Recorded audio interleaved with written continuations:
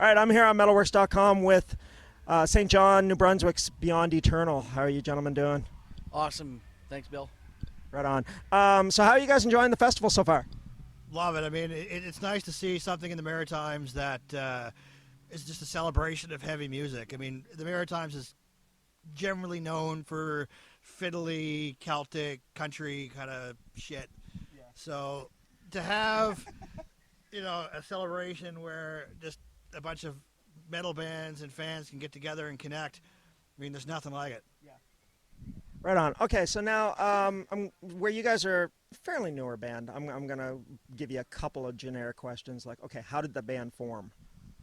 Right over there. Roy's the main man behind all that. Well, I mean, we kind of had the band as a previous incarnation, which I won't get into the name because it's pretty wordy. Pretty wordy.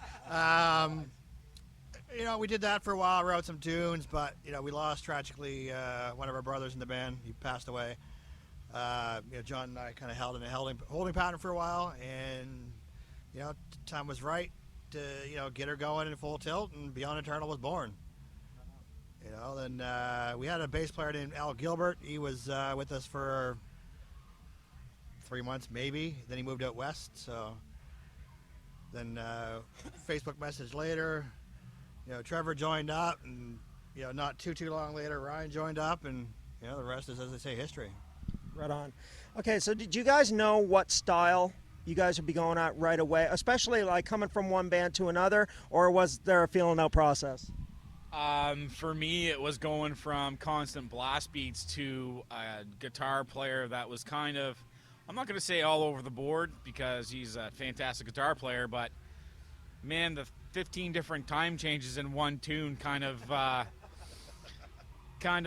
put me in perspective of where I thought the band was going to go. So it was, I still don't think we know where we're going really. It's just one song's different from the other, different from the other one, different from the other one. So well, I found out a little bit in one song because even just during Pandora, I mean, you guys kind of shifted quite a bit during that song. So that's kind of the idea. I mean, I get bored easily. Yeah. So I wanted to, write music that was varied. There was little nuances, some changes. Pandora, obviously, being a historical fable from, for 1,000 some odd years. When I wrote Pandora, I wanted it to kind of go, the music kind of go with different sins, different evils that were released from the box. And you can tell, by the time we hit to the end, we get to the part where, just all hell breaks loose. All hell breaks loose. And, yeah, the rest is, it speaks for itself. Yeah. It's the influences, and there's 4 completely separate heads. And that's what really makes it easier for us to write the way we write. So. Okay, now you guys are about to release your debut album. What is the name of the actual album? I don't think I actually heard that. Faith in Death. Very cheery title, very metal. Where was it recorded at? That was recorded in the Cave Studios. Well, that's what we all nicknamed it. He's not related to me, but Sean Hickey was the producer. He only ever recorded one other record, and that was his very own band's CD. And then he's like, I want to record you guys. I'm like, okay. Because we had originally gone into like a really high-profile studio, and the guy was going to charge us like $50 an hour. Yeah. And he's just like, okay, start playing. So we started playing, and he comes in, and he wasn't really nice to us. And I was like, no, I really don't want to be doing this. I'm not going to pay you $50 an hour if you're going to give me grief. Yeah. I mean, I know you're supposed to get grief. They're supposed to bring the best out of you. But Sean's been the only guy that's ever done that and done it flawlessly. Yeah. I mean, 2 days for drum tracks, like when Roy and I did vocals, it was go in, boom, boom, done, boom, boom, done, boom, boom, done, boom, boom, done. It was just, and he's just like, you don't really have to do anything else. Yeah. So Sean made it a lot easier on us. He motivated us to do it. Yeah. It was like, you finish a drum track and he would kind of just stand there and go, is that all you got? Come on. Like he would really push it, and that's what really kind of set him above and beyond everybody else. So. Well, I mean, there's a fine line between constructive criticism and degrading somebody sometimes with certain people. So, yeah, I mean, I can certainly understand it. And even if you I mean, even if you're being treated well, the amount of money that you got to put into studios, I mean, it's a lot. So I mean, that's why a lot of people there, if they do have a little bit of know-how, try to get the equipment themselves. And The solos were fun because when it came time for the solos, I'd rep something. I was like, yeah, okay, that was kind of good, but you can fucking do better.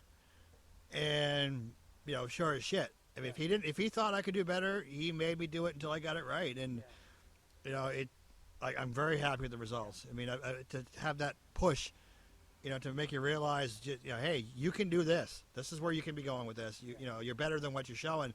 That's makes all the difference. You got to have someone that can do that.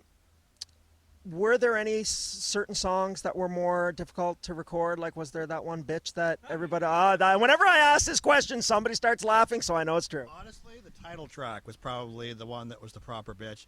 That was actually written by Pat, our fallen brother, but we had a rough time with that one for some reason. Not so much, because of any technical problem with the song, but we went in. We actually ended up playing it too fast. Listen to it later, get ready to do vocals. It's like, okay, I can't fucking sing to this. Like, it doesn't. It totally throws the flow away. So we went back, we redid it, at the right pacing, and the track sounds like fucking epic. Yeah. For me, was definitely Faith and Death. New gear, new pedal, totally different style of pedal, and I guess I couldn't get comfortable with it. I switched out my pedal 3 or 4 times. Eventually, I said, you know what, I need a break. I went out to the car, threw on some As I Lay Dying, and came back in, and I just ripped it apart, and then after that, it wasn't too bad. So, nerves will get you. At first, when, like I mentioned, the vocals were fairly easy to do, except when I went in to sing Live for Nothing, which was the third song you heard earlier.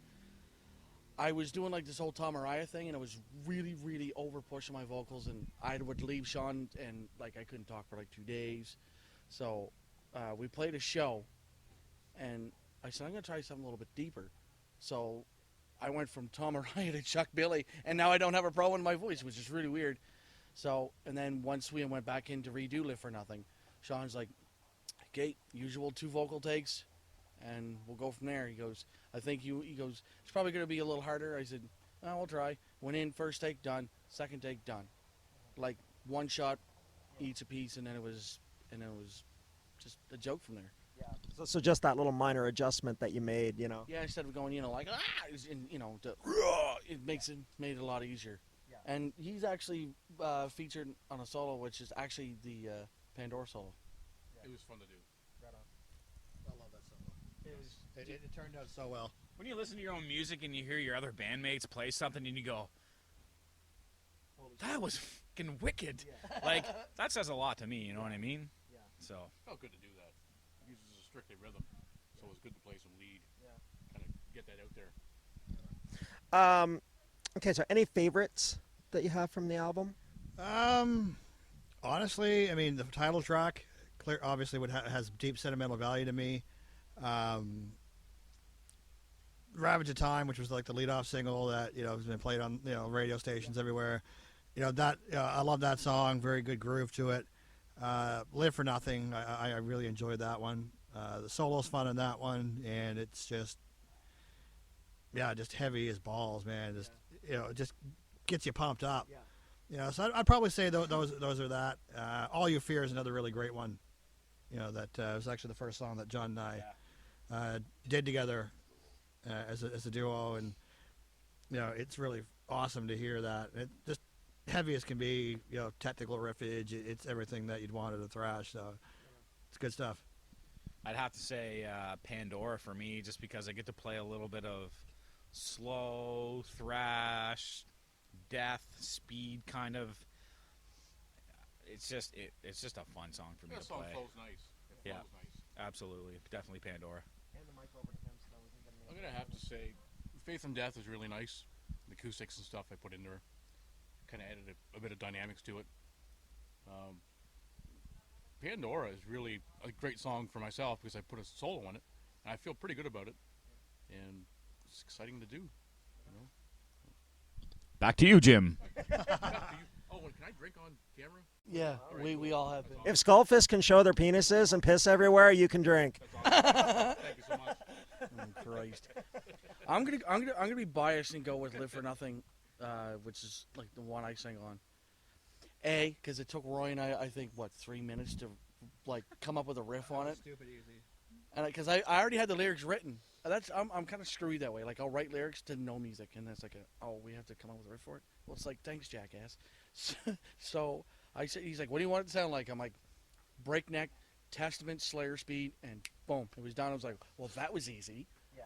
So and Ravage your time, because every single friggin' time, every time Roy starts that friggin' riff, he gets pumped. I go absolutely squirrely, and I know Ryan gets pretty excited too. So it's just like, yes, we're gonna we're gonna wake up with a really bad neck.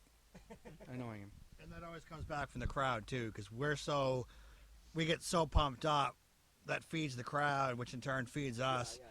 There's not a Beyond Eternal show that you don't wake up sore the next day. If you don't feel like you've been in a car wreck, you didn't have a good show.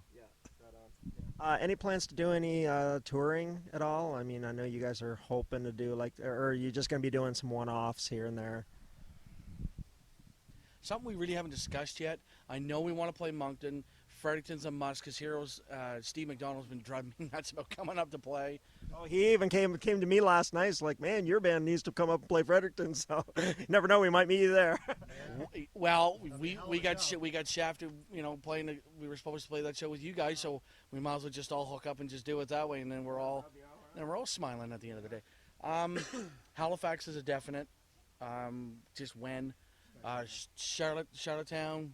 Yeah, that'd be a cool game. I think that'll be fun. Probably hook up with Ray and Danny and the guys in DVD and just have a good old-fashioned shit show. As a newer band, like what are you guys doing to try to make yourselves known beyond just is it just like trying to do the social media as much as you can? You mentioned radio, so you guys are using that approach. What else are you kind of trying to do to say, hey, listen, there's a band from St. John called Beyond Eternal here? Honestly, I mean, Trevor's kind of the PR guy. We all have kind of our thing that we do in the band, but the social media, we use it to the fullest extent. Word of mouth. Honestly, word of mouth has been huge. I mean, there's a lot of, people that were eager to see us today, just based on word of mouth. They heard, what we did, liked the concept of what they had heard, and based on those crazy fuckers today, I don't think they were all that disappointed. No, not at all. No, they definitely enjoyed it, which actually made me definitely feel a lot better because I was nervous as shit. My guts were rolling. I was like, I'm going to screw this up, and I mean. Turned out everybody played pretty spot on. So, and that's the thing. I mean, I basically become the Lars Ulrich of this thing. I don't know how. You're good at it, man. Probably. Yeah, I'm gonna want more money. I want sued now, man. What the hell? Yeah, I'm taking 75% cut of all sales and services. No, if there's a show to be booked, like when you and I were talking about doing the thing in Moncton, I don't ever say yes until I've gotten a yes from him, yes from him, and a yes from him. And that's the way to do it. It's even harder with Ryan because Ryan's he's a trucker. He drives ice cream trucks. So. Yay. And not that little pedal truck. And all the kids love it. And he's been shafting us since day one, so we're starting to get a little mad. Yeah. Oh, come on, easy now. But what he, I bring but my love to the table. Yeah, here the band breaks up here on the end of it. Hey, soon. That's awesome. But one of the best parts about Ryan is having him in the band is that we had travel. We know how to get there. Yeah, we just go, Ryan, can we much follow know you? where to go. Yeah, we played a New Year's Eve show on a Friday night, and Ryan's like, why is it Friday night? Why can't we do it Saturday? Or no, midweek? Yeah, it was midweek. And he's like, I don't know if I'm going to make it. I said, what do you mean you don't know if you're going to make it?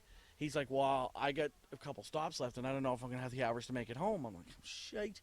So I told the boys, and we were all wound up, and we're like, okay, well, let's just change the set here and then end it. The lovely trucker's hours. Next thing you know, he shows up at 11 o'clock, and I'm like, whew, thank God. Now we can do this as a 4-piece and not have to worry about going back to being a 3-piece.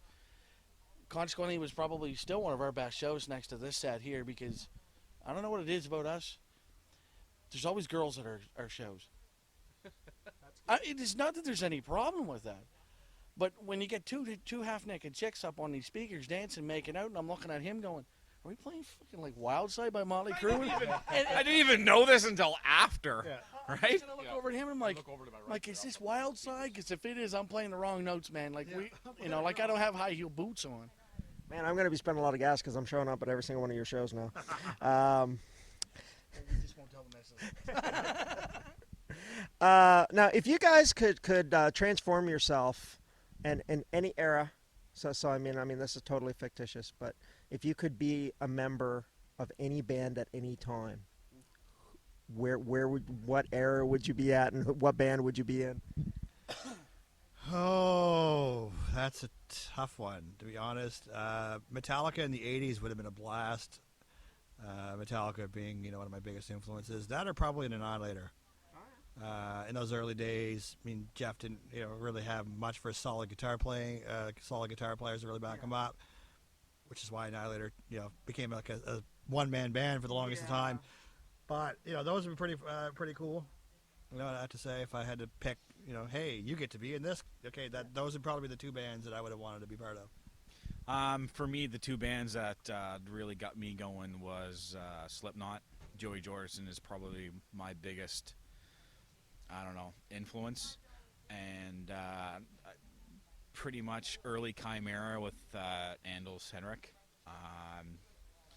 But for me to play in the band, that means they wouldn't have played, and I don't think it would have been half as good as it is now. So, you know what I mean? Like, just my two preferences, I guess. I'd have to say Metallica, for sure, hands down. It's just a huge influence on my playing. James Hetfield's like one of my idols, and I just love how he plays. I love the rhythm. And, yeah, I just had probably back in the 80s era would be the best for me. Like that thrash, that really heavy sound. That's about it, man. Since you guys got you got one and you two got two, I'm gonna go with three. Yet again, back to the Metallica, but it would have to be during the when Justice first came out. Like, has everybody seen the show from the Seattle show from the box set? That would be that when they were as tight as a gnat's ass.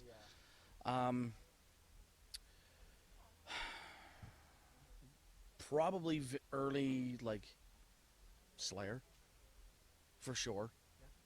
Like the first couple records, because Slayer too. Slayer, yep, for sure. Too late. Sorry, man. Fucking done, man. Now Trevor's got to come up with four because now you have three. We're going to be here all night. Thanks. He'll do Yeah. it. He can do it. fucking guitar player. Anyways, yeah, actually, I am gonna do four. Good. Vintage early years, and probably even into the Dio years was Black Sabbath. Because how do you top that? You're not ever going to top that. And last but not least, because I'm a huge Machine Head fan, piss off, Deuce. I want to be the damn bass player for any era of Machine Head, because they just Very underrated band. Yeah, it's extremely underrated band, and yeah, I think there might actually be a little bit of that on the next record. Hint, hint, hint, hint. Because we're both huge Machine Head fans, so I think that might be a little fun. So the next go around. All right, couple of really stupid questions here. If you could be a Sesame Street character, or what Sesame Street character do you think represents you the best? I would say the Count. The Count's just a pimp. He's got the cape. He's got the evil voice. Thunder and lightning. He's got the thunder and lightning. Just missing the hellfire and brimstone. He's good. He's probably the most evil, guy in the show. So brutal. That is my favorite quote of the weekend. The Count is a pimp. I don't even know if I can answer this. I don't know, man. Snuffleupagus? Yeah, screw up. You just want to play with my trunk. I don't know. Give me time to think about this. Yeah. I'd say Big Bird, but we all know that's a lie. Big Bird really was a woman inside that costume, so I mean that kind of puts that in perspective. We all really women inside of a man's body, though. Isn't that true? Is it? I'm going to say Oscar the Grouch, and I think my kids and my girlfriend and these guys would say I would have to be Oscar the Grouch. Yeah. Stole mine. I honestly don't even know, my friend. I don't even know. You're one of the ones that goes. Bring. Are- Yep. Uh-huh. You know what? I'll be that guy. Whatever John says, The aliens kicked ass, man. that's cool for me. Yeah. Depending on how pissy my day is, definitely these three can attest. Oscar the Grouch. No, I'd have to say Elmo. You either like him or you really can't stand the fucker. Good one. All right. We'll go with that. We'll go with that. We'll go with Elmo. I am not going to tickle you neither. All right. And finally, if you guys, what would be the most unlikely place that you guys could play a gig at? Now, one time I had asked another band this, and they said an art museum, and they were a deathcore band. So, like, what would be the most unlikely place that Beyond Eternal could ever play a gig at? I don't know, man, because we jammed forever in a hay barn on my mom and dad's old farm. So playing to the cows, I don't know, man. Yeah. Pretty much play anywhere. Iraq. I don't know. Iraq. It's kind of a war zone. Probably, if really weird place to be like the Vatican. They wouldn't like us very much. Oh, they would love me. Oh, actually, I think the new Pope might like me because he's like cool and stuff now. Really weird place for us to play. The Arctic. No, Metallica's already done that. They did the Antarctic. They did the Antarctic. Same thing. It's cold. It's really cold. Yeah, except you guys would be floating on a block of ice, sailing away while they were actually on land. Yeah, they got us there. That would be epic. Right in the middle of the frickin' Pacific Ocean. Right smack dab on a frickin' oil rig. Daptones. Do you have to Shove ruin it. everything? Yeah, I do. I have to because that's one of my favorite songs. Are you gonna go with like Death Clock and go to the Marianas Church? Not on the ocean, in the ocean. How do you answer that? God, you can't. No pressure, Trevor, but we got to have an answer. Come on, it's the last. Yeah. Let's just play in Afghanistan, right in the middle How of about fucking in a war. church? How about in a church? We There already you did go. that. Already the Vatican Yeah, is the like Vatican. that's the main church. Yeah. Oh, well, I'm not very smart, so. I'd say hell, but I think they'd like us. So, no. Hey, listen. Metal is not the devil's music, contrary to popular belief. New wave is. Yeah, true. No, it's not. Because when you go to hell, man, you got to sit next to the Bay City Rollers wearing checkered outfits and listen to Andy Gibbs singing "Shadow Dancing." Yeah, it's gonna suck, man. I do not want to listen to Shadow Dancing forever. Fuck that. Well, maybe if Skullfist comes down, that'd be really cool. We'll just all get her. Yeah. Anyways, we'll just leave that be. Right on. Okay, so definitely pick up these guys' CD, and if you see them playing near you, or even if they're not near you, fucking travel and go there because they have hot women making out on top of cages at their shows. So definitely go check that out. I wish we were making that up, really, but it's actually true. Mettalworx Beyond Eternal. Right on, guys. Awesome.